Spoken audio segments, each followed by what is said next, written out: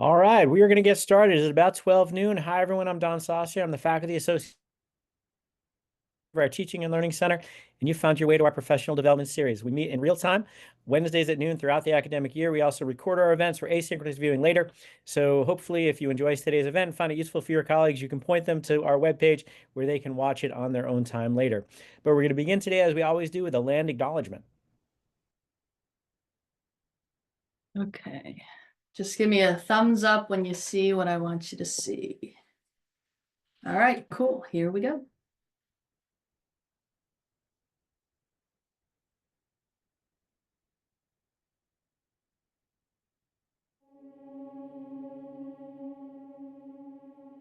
As the first land-grant institution established under the 1862 Morrill Act, we acknowledge that the state of Kansas is, historically, home to many native nations, including the Kaw, Osage, and Pawnee, among others. Furthermore, Kansas is the current home to 4 federally recognized native nations: the Prairie Band Potawatomi, the Kickapoo Tribe of Kansas, the Iowa Tribe of Kansas and Nebraska, and the Sac and Fox Nation Missouri in Kansas and Nebraska. Many native nations utilized the western plains of Kansas as their hunting grounds, and others, such as the Delaware, were moved through this region during Indian removal efforts to make way for white settlers. It's important to acknowledge this, since the land that serves as the foundation of this institution was, and still is, stolen land. We remember these truths because K-State's status as a land-grant institution is a story that exists within ongoing settler colonialism and rests on the dispossession of indigenous peoples and nations from their lands. These truths are often invisible to many. The recognition that K-State's history begins and continues through indigenous contexts is essential. Please remember These truths, because we still remember.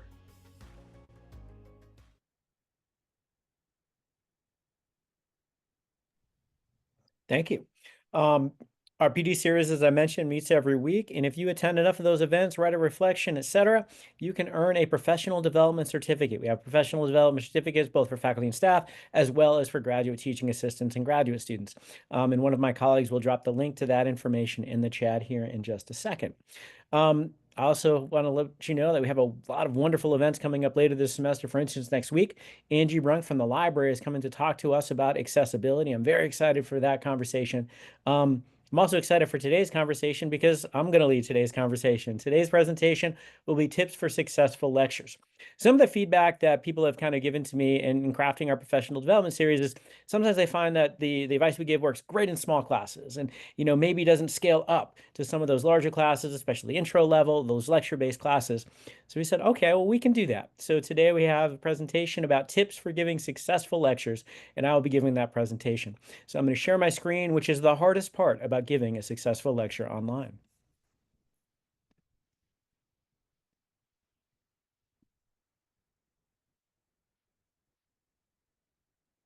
All right, Ashley, is that showing what it should show? Excellent. All right, so as you can see, today we're going to be talking about tips for successful lectures. As I remind you, if you have colleagues who might benefit from this later, this will be archived on our website after the event today, so you can definitely check that out, share it with other people. So I have a number of objectives today that I want to kind of share with you. The first of these is I want to discuss what lecture is and what it is not. So you can see that word in quotes. I think it's important we understand the construct we're talking about because there's some kind of, I think, perceptions and maybe misperceptions about what lecture is. So hopefully we can alleviate some of those. I'm also going to discuss simple strategies to make our lectures more successful. One of the things, if you've seen me present before, I'm a big fan of practical recommendations you can use in your classes tomorrow. And I'm interested in recommendations that generally generalize across the many kinds of classes that all of us are teaching. I also want to hear your ideas how to make our lectures more successful because I didn't come today just to teach. I also came today to learn. So I'm hoping to pick up some tips and tricks and hacks and things like that from all of you who are excellent teachers. And this is the hardest part, is I'm going to model how to give a successful lecture. One of the pressures you have when you present about teaching is you got to demonstrate pretty good teaching. So my goal today is to model how to give a successful lecture. In this case, it's a lecture given synchronously online. Now, to begin, and one of the things that is a big part of my lecturing strategy, you'll hear me talk about this later. I like to have my audience be active. I like to have my audience be involved. I like to have my audience be thinking. So I'm going to have a couple of questions that I want you to consider. And I'm going to ask that you respond to these in a waterfall chat. If you've never done a waterfall chat before, what that means is I give you a question, give you a prompt. You're going to write your answer into the chat, but you're not going to hit enter until I say go. And then what will happen is all the responses will come into the chat at once. So again, type it in, but wait for me to tell you to go before you hit enter or return. So the first question I have, because I want to know what my audience is interested in, is I want to know, what do you want to learn today? So write that in the chat, but don't hit enter just yet.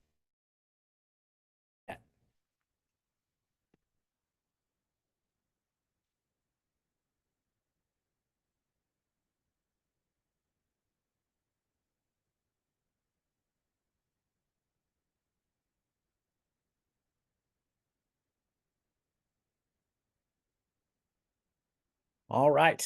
So let's hit enter. Let's see what we wanted to learn today. All right, excellent. We got lots of wonderful responses coming in the chat. We got current faculty experiences with lectures. This is something I want to learn about today too. I can share my experience, obviously, but I want to hear yours as well. Ashley says things to do in the class tonight. So yes, I am a big fan of things we can immediately implement in our classes in the near future.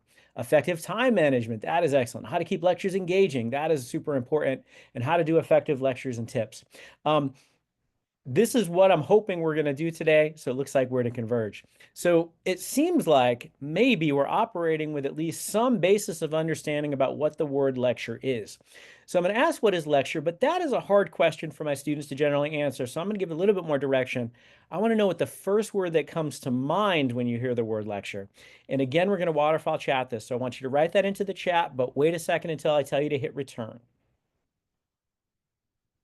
So first word comes to mind when you hear the word lecture.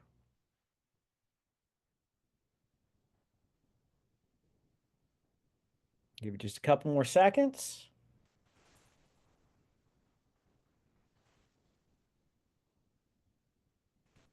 All right, let's hit return. Let's see what we got. All right, so we've got outline, we've got present, we've got one way, and that was hyphenated. Good use, Ashley. We've got information, we've got listening, we've got one way, we've got presentation, we've got talk. So all of these are kind of representing that a lecture is going to be something in which the instructor is probably in a position where they're giving out information to an audience who will then receive it. So this is often what I think lecture is going to be in terms of the practice. And I'm glad that we kind of had that as our starting point. But often what works against making a lecture successful, and I didn't see this come up this time, and I think it's the first time I've ever had this happen when I've done this activity, is someone almost always says boring when they see the first thing that comes to mind with lecture. Almost someone always says boring or dull or monotonous or something along those lines.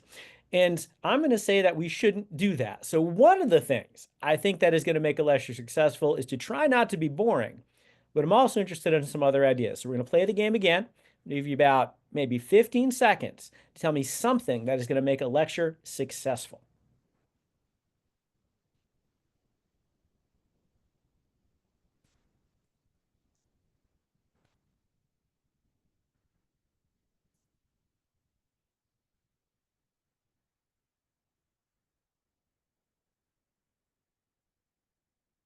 All right, let's hit enter. We've got interaction. Love that. Engaging the audience. Love that. Energy. Love that. Connection to valued practical application. Assignments, activities, etc. Love that.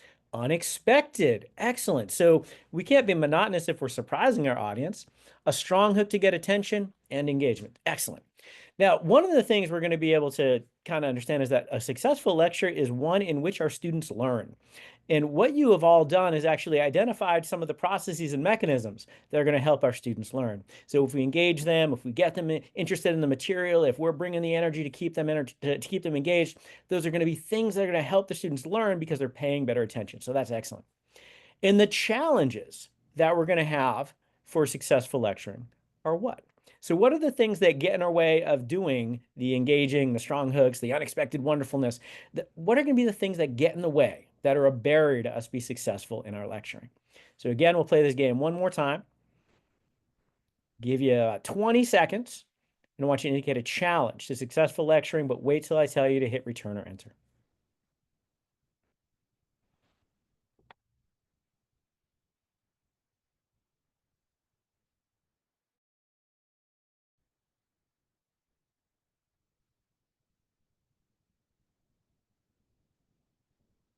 All right, let's hit it. All right, students' energy or concentration, they can get tired. Yes, fatigue is definitely an issue. One of the things that I find, for instance, my own kind of personal things, I'm built to give about the 55-minute lecture. So the 50-minute class at the end, I'm like, I can keep going. But the 75-minute class, we've already gotten past kind of my optimal energy point. So yeah, there's going to be fatigue both for the students and the instructors. We've got being overpacked. So one of the things that I often talk about is people tend to fire hose information at their students when they lecture. This is something I'll talk about later that we should not do. And you'll kind of hear me say this a couple of times probably, is that if you clicked through all your slides, it does not necessarily mean you gave a successful lecture. Because kind of getting all those clicks done and getting all the information, quote unquote, covered doesn't mean your students were actually given an opportunity to think about it and learn the content, which is actually what we're trying to do in a successful lecture. So improper planning or time management can be something. Not delivering it well is another barrier that people indicated. Wanting to convey or cover too much information. I'm going to talk directly about that in a little bit. My own bandwidth as the instructor, that's going to be kind of a barrier. So what are going to be the things that are in my attention and things within my kind of ability to convey to my students in the time frame and the context in which I have? And then maintaining the attention of our audience, especially given that we know that fatigue will potentially be an issue. All right, so these are all challenges. And all of us who have been in higher education for any length of time as a student or as an instructor are aware that not everyone has given a successful lecture. Right, we've been in this situation. You see this little meme from Ferris Bueller's Day Off, movie back from the 80s, where this professor is kind of become the model for someone who was monotone in their presentation and gave out very kind of monotonous content. And they would say, anyone? Anyone? And then would answer his own question before giving more monotonous content and again saying, anyone? Anyone? While the students are drooling and sleeping. So these are some of the things that we're going to try to go beyond in creating successful lectures. Now, first of all, lecture is not merely listing and defining boldface terms. I see this happen a lot. I do a lot of teaching demonstrations. I see a lot of people's classes, and I go in, and what a lot of people do is they just put a lot of terms on slides. They put them in bold, they put a definition, and they go to the next definition. This is not really what lecture should be. And we're going to talk about what lecture should be here in a little bit. It also should not be putting the textbook just onto those slides and reading it to them, because most of your students can read very well.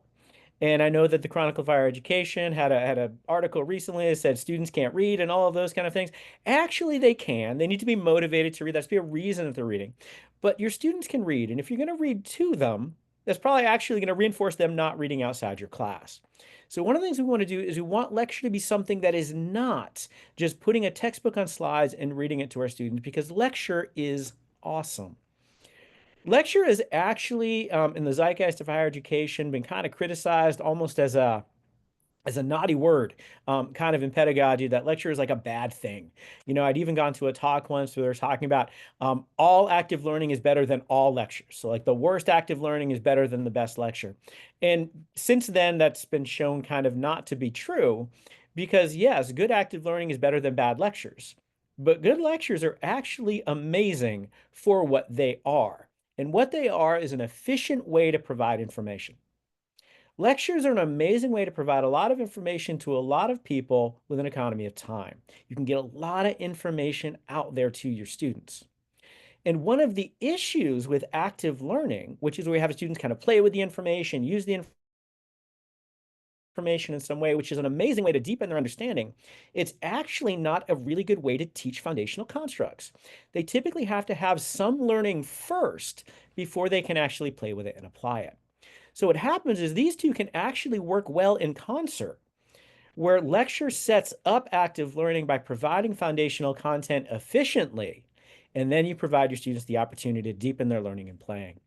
So lecture is a method for introducing content, and it does it very well. And active learning is a wonderful method to deepen that understanding once the content has been introduced. And at this point, I do expect some of you are probably kind of furrowing your brow and say, that's not exactly the way I understand it. And you're right, because in reality, this is a false dichotomy. In reality, lecture and active learning are not different things, because active learning could and should be infused in your lecturing style. Active learning, where we get our students to think about information, to consider information, to apply information, to look at it for context and relevance, to think about its value. Those are things we can do in lectures. And pedagogy has actually developed a term for lectures in which active learning is going to be something that students actually engaging during the lecture. And they refer to those as interactive or dynamic lectures. I would basically call those successful and excellent lectures. Every lecture, I think, should have your students be motivated to think and play with the information at some level. Whether they do that through a structured activity, whether they do it while thinking about the questions you're posing to them, I think that we can get all of our lectures to be more successful when we make our students more active participants in those lectures. So in those kind of initial words we wrote out, talked about those being one-way and passive. We can make those two-way. Now, it won't be necessarily equally two-way. The instructor will probably do more talking than the students, but they can be two-way. And I do want my recipients of my information to not only receive it, I want them to engage it and be active in it as well. Because what I want our lectures to become is necessary, but not redundant for our students and their learning. If our lecture is purely redundant with the readings that we have assigned, our students will learn to pick one or the other. They'll learn to read only, or they'll learn to come to class only. They will not do both because there's no reason for them to do both. And in reality, if I'm put in that situation where the lecture does not add to the reading, I'm probably going to do the reading on my own. I'm probably going to do it at my own pace, and I'm probably going to get ready for my assessments as a result. And as an undergraduate, I did this a lot. When I had classes where the lecturer only basically presented the textbook to us, I did the reading on my own, and I did quite well in those classes. So lectures should go beyond the information that is already required of your students. So what we're going to do now to kind of get to this practical aspect, and I want you to chime in with any questions at any point. So you can raise your hand and I'll call on you. You can drop it in the chat. I'll read it out loud to the rest. I won't necessarily indicate your name if you don't want me to, but I drop it in the chat and I'll share it out. But I'm going to give you 5 overarching tips, and each of the 5 overarching tips can have some sub-tips of practicality and operationalization.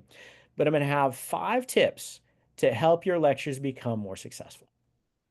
And the first one, which I think is sometimes surprising to people, is I want you to actually optimize your own experience as the instructor. I want the lecture to be amazing for you. How I'm going to do that, number one, is I'm going to say that I'm going to acknowledge that sometimes lecturing brings about some negative expectations or experiences. And I'll ask you to drop in the chat or say out loud, what are some of the things that we worry about from our own experience in our lectures? What is something that concerns us, maybe even scares us? And by the way, one of the things I teach my students is my questions are not rhetorical. Because I don't want to ever answer my own questions and reinforce my students for silence. So I'll wait for at least one answer before we kind of proceed. So it is at least one thing that kind of scares us and keeps our experiences from being optimal while we are lecturing. So someone dropped in when no one responds to your questions. That is a wonderfully timely example we're kind of talking about here. A couple other people putting in boredom, students not taking notes ever. Right? Even when you say it 3 times, and sometimes I'll say, I'm repeating this again so you'll know it for later. Sometimes those students won't take those notes down. So sometimes we're distracted by our students' passivity, right? Sometimes we're distracted by our students not engaging. What else? Where the students have the basic knowledge I expect them to understand my lecture. Yeah, so have they done that reading ahead of time that is going to make that lecture make more sense? And by the way, in my experience, any class, any level, multiple institutions, I don't know that I've ever given a class on any topic at any point where all of the students have done all of the things I've asked them to do prior to the class. So I think there's always going to be something that is going to be necessary to fill in gaps to get your students to play. Now, one of the things I want to put on the right, one of the things that get in my way for successful lectures, one of the things that's in my way for optimizing my experience is I get nervous. I'm nervous right now. I don't think anxiety is something that is ever going to go away with me presenting information to my audiences. And one of the things that I try to do for myself is I try to say, I'm not nervous, I'm excited. And here I'm introducing the concept of excite nerve. This is a concept that my daughter came up when she was 8 years old. I forget what she had to do at school. I forget it was a play or choir concert or something like that. And I asked, you excited? She said, I'm actually excite nerve. She was kind of saying she was kind of feeling both. One of the things that I'm going to recommend that we do is when our body engages in that kind of fight or flight response, the heart rate goes up, we start to sweat a little bit, we start to shake, say you're excited. Take that and cognitively conceptualize that as excitement about the opportunity to go and share the wonderful the content you have with your students. If we focus on the anxiety portion, we focus, oh my God, I'm gonna mess this up. It's gonna go poorly. What if they go to sleep? What if they don't take notes? What if they don't answer my questions? When we do that, it actually, at least I find for myself and other people I've talked to kind of have the same thing, is it takes me out of that position where I can focus on doing well. Because now I'm worried about doing poorly. I'm not anticipating doing well. So I'm going to say, let's embrace that anxiety as excitement instead. And I'm going to invite us to treat the classroom as the oasis. I think the classroom is a wonderful escape from all of the other things in our personal and professional worlds. And there are a lot of things out there right now, right? Like, so if you have an NSF grant or an NIH grant, some things are going on in Washington that are making that a little bit scary, right? If you submitted a manuscript and reviewer two didn't like it, that's a concern. If you're coming up for mid-tenure review, that's going to be something. If you're on the job market, like Ashley, right? Like these are things that are concerning us. But in my opinion, they shouldn't concern us in the classroom. When I walk into my classroom, all of that other stuff I leave outside the classroom and I treat that as an oasis and escape from everything else. And when I appreciate the experience of being in class with my students that way, I find I go to class earlier. I find I enjoy the experience more. I find I'm sad when class is over. And these are all things that put me into the right emotional position to optimize the experience for me because I want to engage myself first. I want to be engaged in the content that I'm teaching. And there's some reasons I want to do this, not least of which, when I engage myself, I am more like to engage whom? And again, none of my questions are rhetorical. If I engage myself, who am I also likely to engage? Someone said squirrels. Excellent. But then they actually meant students, and that's awesome. So what we're going to do is we're going to engage in this process that I've called trickle-down engagement in some of my research, where teacher engagement, their ability to kind of see us engaged in that moment. And by the way, my definition of engagement is very simple. It means I'm only doing that thing. So when I am engaged in teaching, I'm only teaching.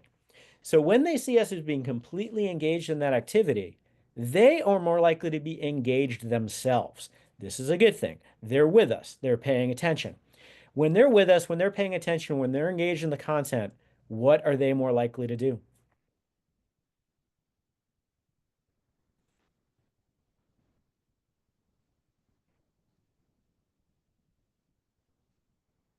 They're more likely to learn. Thank you for those of you responding in the chat. And again, my questions are not rhetorical. And this is something I do in my classes. I train my students that even though this is a lecture, what we're going to do is we're going to, sorry, I laughed at the comment in the chat about deleting social media apps. Even though this is a lecture and I'm going to probably do most of the talking, I do want you to be involved and I'm going to frequently ask you questions that I do want you to respond to. Because when you see me engaged, students are going to be more engaged and the students are going to learn more. And we have empirical evidence for this. If you want an article, I'll send you it. You could read it. They're wonderful, path coefficients and all of those things. But when we are engaged, when we're only teaching and our students see us invested in that experience, they're more likely, they're not guaranteed to, but they're more likely to engage in that experience themselves and they're going to demonstrate better learning. So we're optimizing the experience for us first. Then we're going to optimize the experience for whom?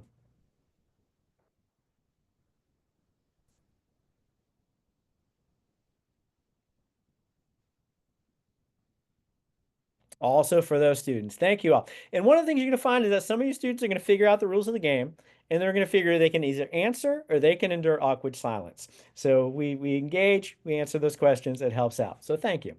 So we're going to optimize those students' experiences now too. I think that the zeitgeist of higher education has kind of moved to a student focus in education, such that it's not just me reading PowerPoint slides in the front. Is me being aware that there are people in the audience, people in my classroom who are attending to that, want to make meaning of that, and want to learn that. So I want to make my experiences for them as good as I can so they can learn better. And many of you have heard me say this before, but if my philosophy as a teacher is not to support the learning and success of my students, if that's not the whole reason I'm in that classroom, then I should not be in that classroom. So I should be concerned about my students' experiences, and I should be concerned about their learning. And there's a couple ways we can do this. The overarching thing we can do is bring peace to our classroom. And I love this construct. I talk about this construct all the time.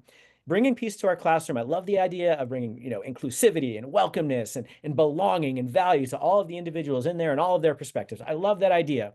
But it's also an acronym. And it's 5 things that I think all of us should strive to bring in every one of our classes every single day. The P stands for preparation. We should have a plan for how that class is going to work. We should have a plan for how the content is going to be delivered. We should have a plan for how those objectives are going to be achieved. The first E is expertise. We should know our stuff. And you know what? There's no shortcuts for this. We kind of just got to know our stuff. So we're going to do our reading. We're going to do our work. We're going to make sure we know what we're talking about. Now, when I say expertise here, it doesn't mean you have to be a world-renowned expert. It means you have to know enough to teach that construct. So I'm not trying to arouse imposter phenomenon for any of you out there.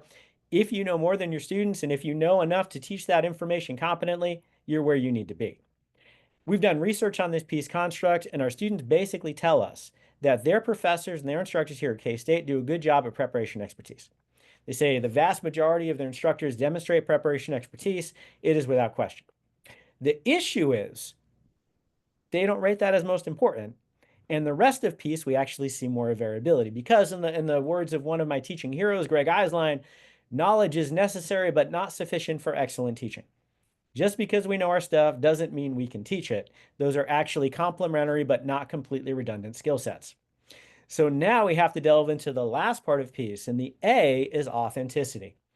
Our students don't want to learn from brilliant robots. They want to learn from actual human people who have actual experiences and can actually convey things to them in a relatable way. They also want to be able to trust our integrity. So these are things that we should be striving to demonstrate to our students. So it's not enough to be authentic. Our students have to know that we are authentic. We're also going to be caring. And I like to say that there are 3 things we need to care about. First, we got to care about the content. Second, we got to care about our students as people. And third, we have to care about the teaching and learning process. We have to care about the process of conveying that content in a way that our students can understand. If we care about these 3 things and we let our students know that, we're going to be in a better place. And then at last, we've talked about a little bit already, we got to bring engagement. So we can't be in that class checking our phone for other stuff or worried about that grant review or any of those things. We got to be completely invested in that experience to help engage them. Now, some of the practical tips, and these are the things Ashley's going to do in class tonight, right? We're going to start strong. We're going to come in and we're going to start strong. We're going to do something kind of immediate at that beginning to get our students to engage. One of the things that I absolutely recommend is you can begin with a gratitude statement. You can thank people for coming. So when you look out of your class and say, hey, I want to thank all of you for attending today. We've got a wonderful class coming up. Really appreciate y'all being here. Beginning of the semester, thank you all for enrolling in this class. If you weren't here, I wouldn't have a job. I really appreciate having this opportunity to share this awesome content with you for the next 4 months. But starting out with this gratitude statement, I think is really important. It acknowledges the students had a decision, and you appreciate you made the decision to take your class and to come to class today. I also love interactive announcements and or review. I kind of call these Mad Lib announcements.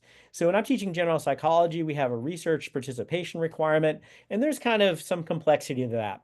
So I'll make this announcement literally every day, and I'll say, how many research credits do we have to do? And they'll all yell 7.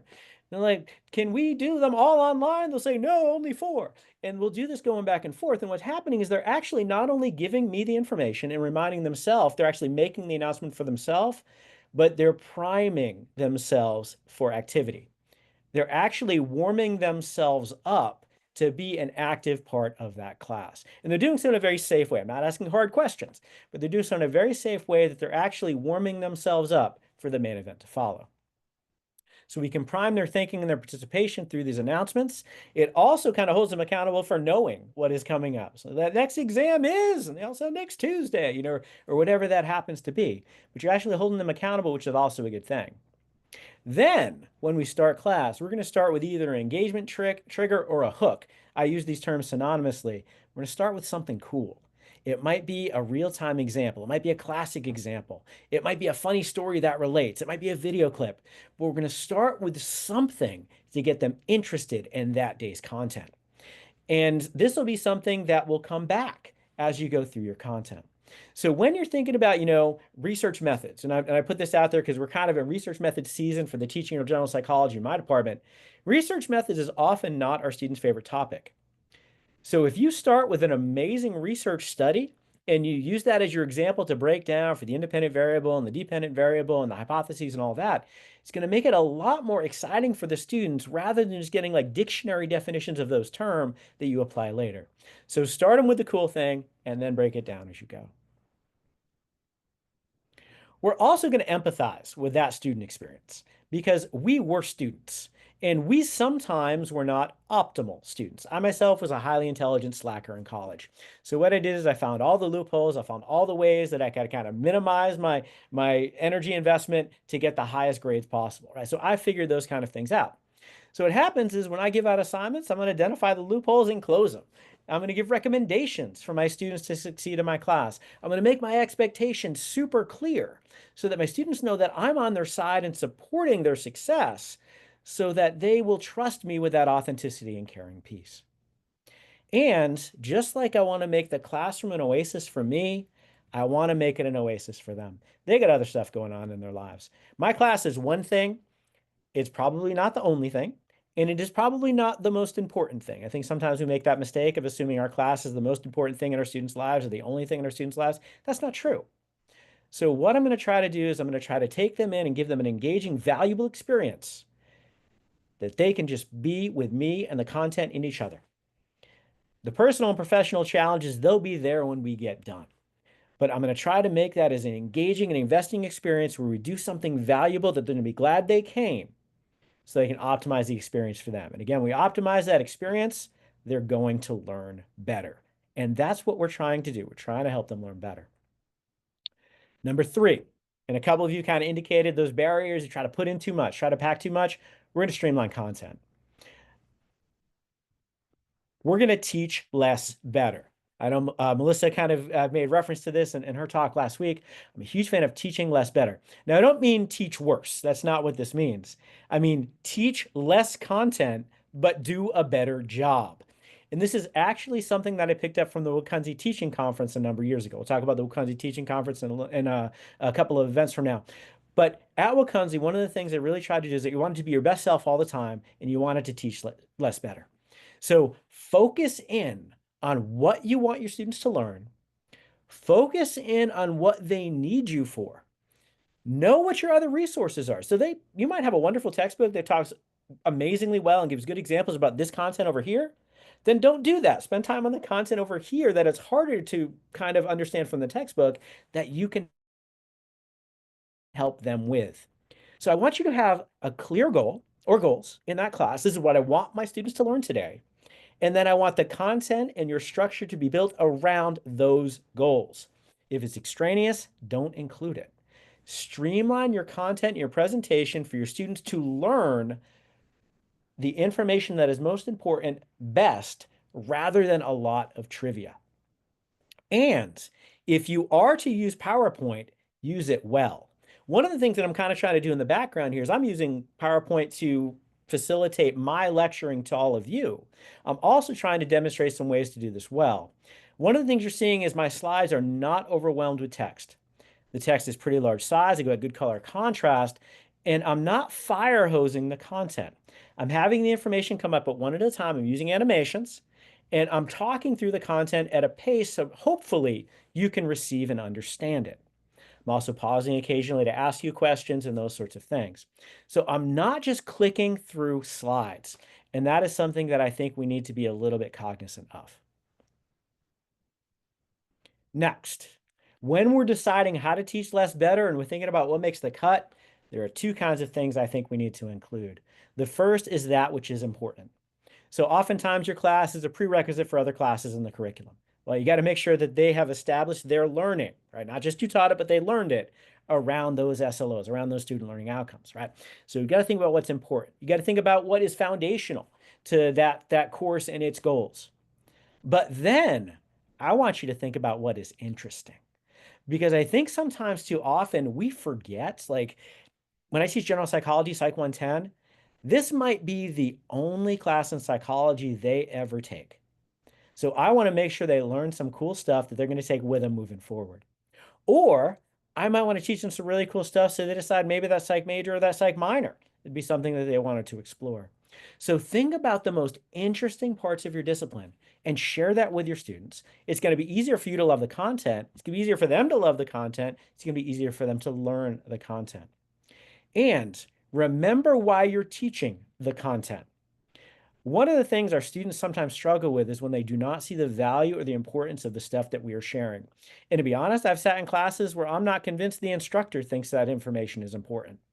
So remember why you're teaching it. Remember its value, either for the understanding of the theoretical knowledge of the class or the personal or professional value, maybe the career development side. Think about why it's important and then tell your students that. Let them know this is why we're covering this information. This is where I expect that to be valuable. Or you can even turn it around on them and say, tell me why I'm teaching this information, because sometimes their answers are better than mine. Right? So you can find ways to kind of connect your students to the content. It's going to be easier for them to learn, and it's going to make your lecture more successful. Because what we're doing now is we're bringing that content to life. Now, bringing content to life is not just putting it on a slide. I'm going to recommend you share some stories. Our students love stories. They do not love irrelevant stories. They do not love rambling stories. They like stories that are easy to understand, that demonstrate the content they're learning. So share good stories. Keep them streamlined, and your story doesn't have to be 100% accurate. The point of your story is to bring that information alive. So if you want to trim a couple characters, you want to streamline the order of events, all of that is fine, because your purpose of the story is to illustrate the value or the understanding of the content. And you're going to make that content interesting and relevant. So the content's going to be awesome. You're going to tell them it's awesome. I'm a huge fan of what we call Q statements in my research.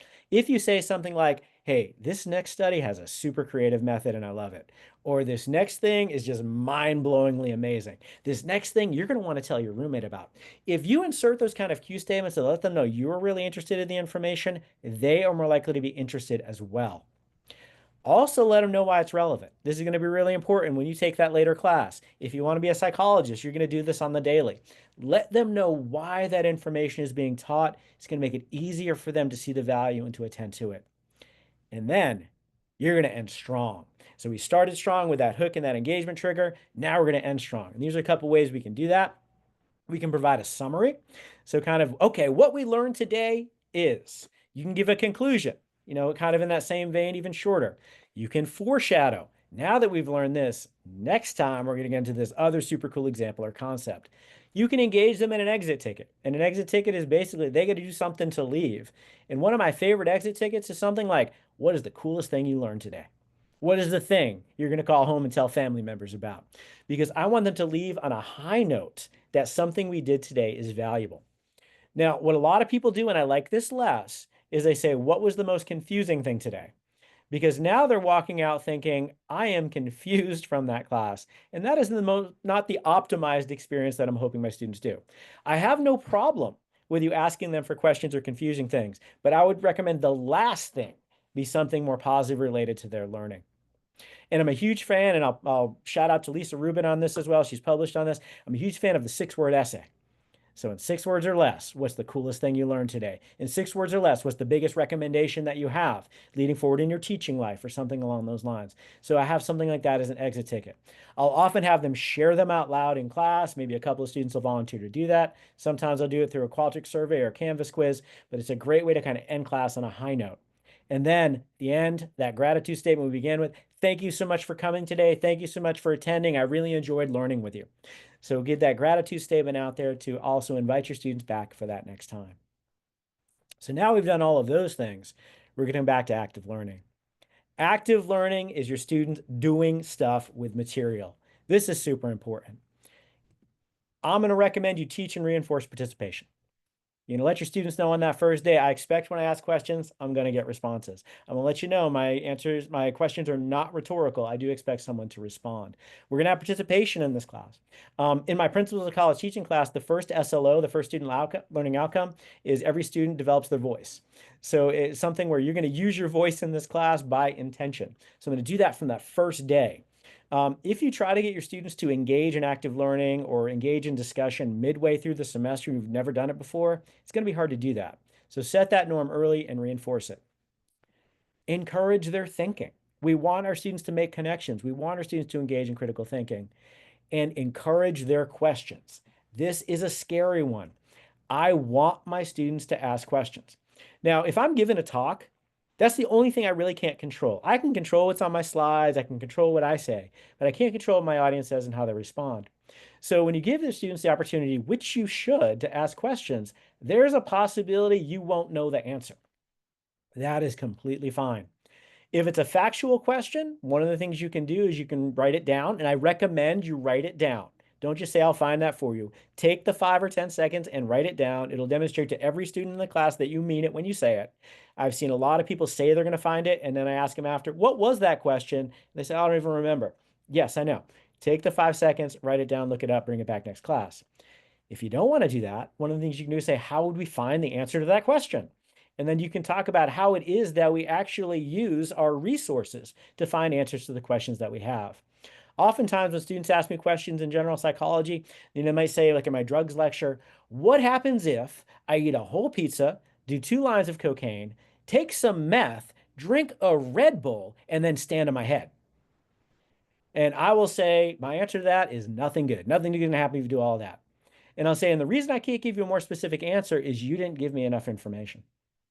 So in order for me to know the answer to that question, and what I'll do is I'll invite my students to kind of give the factors. They'll say, well, I have to know the potency of the drugs. I got to know the dosage. I got to know your experience with the drugs. You have any tolerance? I got to know if your height and weight. I got to know your age. I got to know if you have any prehistory with any kind of, medical conditions and all of those kind of things.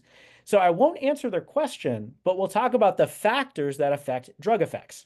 And what we're doing is we're teaching about addiction and tolerance in that, even though I didn't answer their question actually.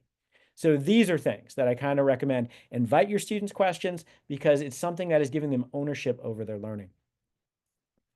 Now, when you infuse active learning, I'm going to give you a couple of guidelines here. Number 1, keep the activities as short and focused as possible.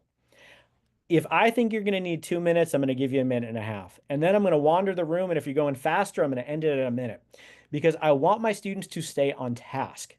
If I give too much time, they start talking about the weekend, and that's not where I want them going. So I'm going to give them a period of time in which I want them to be urgently engaged in the task to produce an outcome that adheres to my instruction.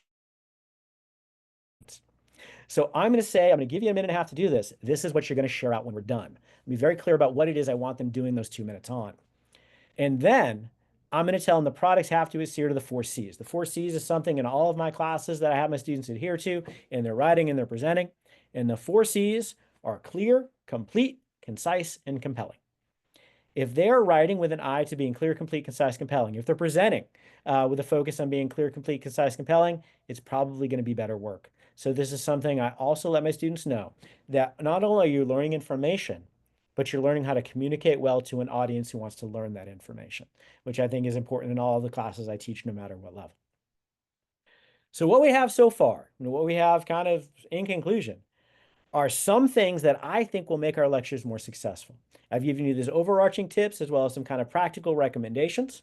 First, we're going to optimize our own experience. We matter. Our experience matters. We're going to put ourselves first, but we are going to put our students second. We're going to optimize their experience after ours. We're going to do so empathetically. We're then going to streamline that content. We're going to teach less better. We're going to make sure we're zeroed in on the outcomes that we need to hit for that class. Next, we're going to bring that content to life. So we're not just putting, Black text on white slides with definitions. We're telling stories, we're giving examples, we're establishing relevance, we're establishing interest. And to deepen our students' learning, after we've provided them information and they have that knowledge base, you're going to infuse active learning to help them deepen those connections. I think if we do these things, we're going to have awesomely successful lectures. And now we're going to have questions open for questions here in 1 second. But now this is your exit ticket. I want to know, what is a concrete takeaway that you have from our conversation today that you will use to make your lectures more successful? So I'm gonna give you a couple seconds. I'll have you waterfall it into the chat. Then I'll go back to Brady Bunch mode, go back to that gallery review, and we'll open it up for questions because I want to hear your questions and your thoughts about successful lecturing.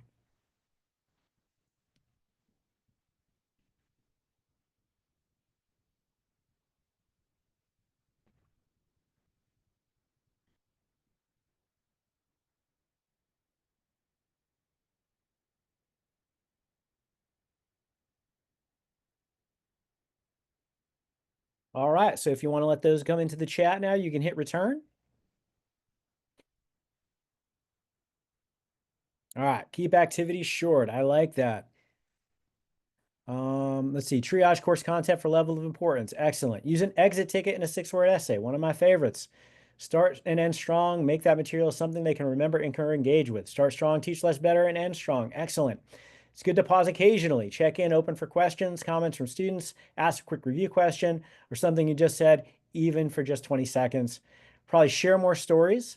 The acronym piece, importance of fusing active learning, and relevant stories. Those are all excellent. And one of the things that exit tickets also provide is it provides the opportunity for a learning check.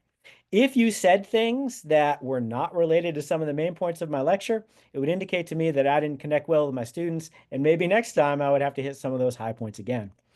Before I open up to the Brady Bunch mode, there's my email. If any of you want a copy of this presentation, I'm happy to provide it. We'll also post it on the webpage. We have a bunch of video links after this final slide if you're interested in looking at other resources for giving better lectures. So what I'm going to do is I'm going to stop my share, come back to Brady Bunch mode. I want to thank all of you for your attention and your participation and all of the active learning prompts that we've had. So I want to open up for questions and comments that you all have.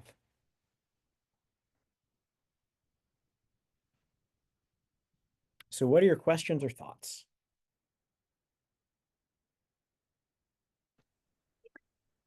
Don, how long did it take you to figure out your pace in a class? Like, how long did it take you to figure out what you could reasonably fit in there versus the fire hose? Yeah, I'm laughing because I'm thinking back to my first lecture. My first lecture, I was a graduate teaching assistant in my first year of graduate school. I was just told I'm going to give a 75-minute lecture on persuasion, I think it was. So what I did is I wrote 70 overheads because we weren't all fancy then. So on transparencies with markers, I wrote 70 overheads and I went through them in 40 minutes. And that was like the definition of the ultimate fire hose. Basically, I read it as fast as I could, pulled it off, read the next one, pulled it off. Students were like, hand cramping because we weren't typing at that point. This was, in the mid 90s. It took me a minute. And one of the things that really, I think, kind of empowered me to kind of slow down is to realize that if my students learn the important stuff, then the other stuff didn't matter as much. So what I started to do is think about what is the important stuff. Once you kind of isolate what is most important and you shift your focus to your students actually learning that, it's going to slow you down because it doesn't matter that you just click through. It matters that they actually learned it. So when you start to do that, when you start to kind of figure it out, when you start to do learning checks a lot, both formally and informally in your class, it's going to let you know how much is enough. One of the things I am constantly doing on my classes is I'm cutting information, cutting information, cutting information. I tend to over prepare, but I have to kind of, someone use the word triage. After that first day's class, I'll be like, all right, well, this other stuff's going to go because I really get to focus in on those important stuff. I'm not the teacher I was, and I'm also not the teacher I will be. I think this is a process we all involve into. But yeah, it took me a minute. Someone asked, how do you modify lectures for very small classes? I don't. I do the same kind of thing. And I think one of the things that I try to do, if lecture is going to be kind of the modality by which I teach, is I try not to think of those classes as different. I try to focus on the mechanism of lecturing, and I try to make that as strong as I can be. I've had people observe my gen psych class before. And at one point, they'd kind of actually done a little study in my class. And they found that every 90 seconds in my 75-minute gen psych class, on average, a student participated. So that made me think that was probably a pretty good level of participation. That's, I don't know, 60 or so comments, over the course of the class that students are making. And sometimes they are bunched up and they'd be along a lecture portion. So it was on average about every 90 seconds a student was participating. That's something that I kind of make as a goal when I'm kind of lecturing, especially in person, is I want my students periodically contributing to those kind of things, whether it's a small class or a large class. So someone said, lots of these student engagement strategies and expected behaviors value extroverted methods of participation. What ways can we include skills that value more introverted behaviors, which students are more comfortable with? And then Ashley doubled down on that. I used to get very low tech, and sometimes I still do, write on a piece of paper. And then what happens is I collect the pieces of paper. And what I'll do is maybe, let's say, maybe John V is being introverted, right? And I see John V in the corner of my eye. So John V is an introverted student. John V doesn't kind of feel all that comfortable talking out in the class. When John V gives me her paper, I'll put it on top. And then what happens is I'll read her awesome answer to the class. I will not attribute it to John V, but I'll read it and say, hey, I got a wonderful comment to begin that says this. John V knows I read it. I know I've read it, and I've validated John V for their contribution. And one of the things that I found is in the cases like that, John V is more likely to talk in the class moving on because they've kind of experienced that little bit of connection and validation. But Ashley also says we can use polls, you can use, a bunch of different online kind of apps that people will use for kind of surveying your students. So no, it doesn't always have to be shared in these extroverted ways. Melissa says using online discussion boards is another thing that students can do. Yeah, so kind of find what works for you. And by the way, I didn't say this at the beginning, but if any recommendation I make doesn't work for you, then don't use it. This is just kind of, my perspective and my reading and workshops I've been to that I'm sharing with you. But if something doesn't work for you, don't use it. And I think a lot of the goal that we have as teachers, and I think Sarah's kind of mentioned this a little bit, is we got to figure out who we are and how we do it. And I'm just giving you some things to try. Does anyone have any other questions or thoughts?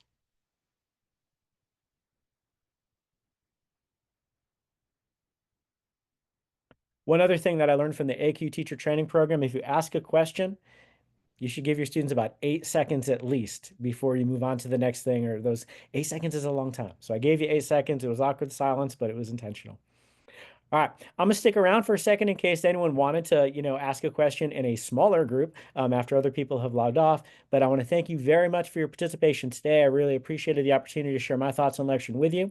We're gonna post a post-event survey for you to complete, and we'll have those professional development information also put in there.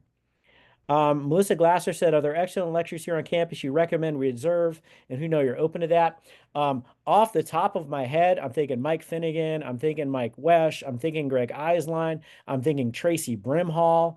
I'm thinking, oh, shoot. Oh, I'm forgetting her name. I'm not even going to say who it was because I don't want to make her feel bad. I forgot her name.